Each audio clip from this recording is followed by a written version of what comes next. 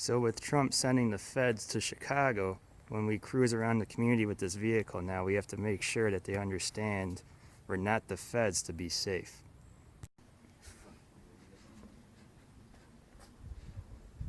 The system is recovered.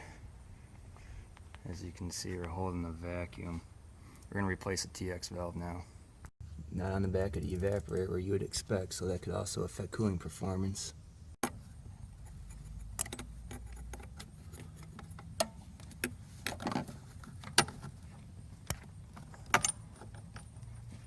Then there's a couple bolts that should be going through the middle. You can see those two hole Allen keys up top.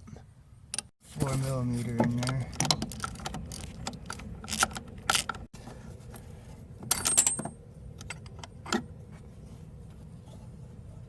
There's some black stuff in there when compared to the new one. So more than likely there's something going on here. See, that O-ring was compression set, so we went through and we replaced all four of those O-rings on the pipes. Now we're going to put the TXV in.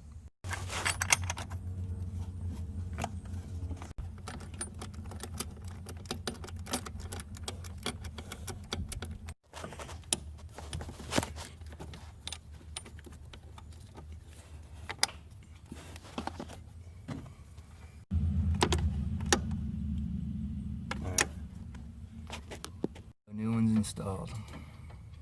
So we went and picked up a new dryer because of that black stuff, but when we look here, 2 hours later we're still at 30 inches, so those new O-rings really helped. Thank you, Mike.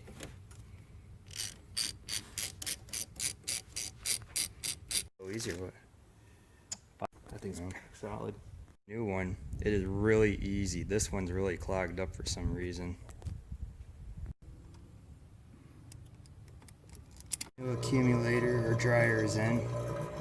Get the new TXV up there. Getting down to 30. We'll let this guy go for a while. Interesting to see why this guy blocked up.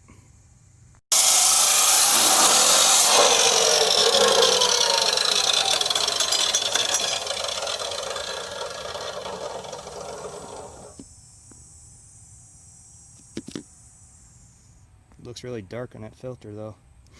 Alright.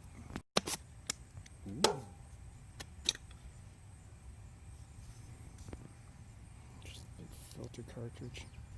Plastic. That's it. Really dark though. Well, let's crack that baby open. Watch your eyes. Gauge is off.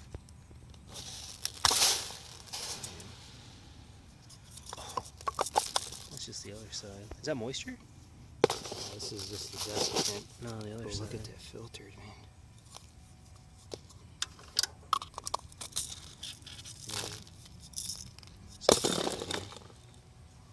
Yeah, something. It's like metal.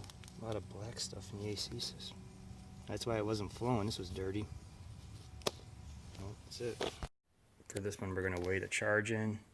Got 4 cans. We pre-measured them with the brass top on. I need to hit 30.4 ounces for this vehicle's charge. Look at how fast that needle moves with the new TX valve. Before that thing would barely budge, now it's responsive.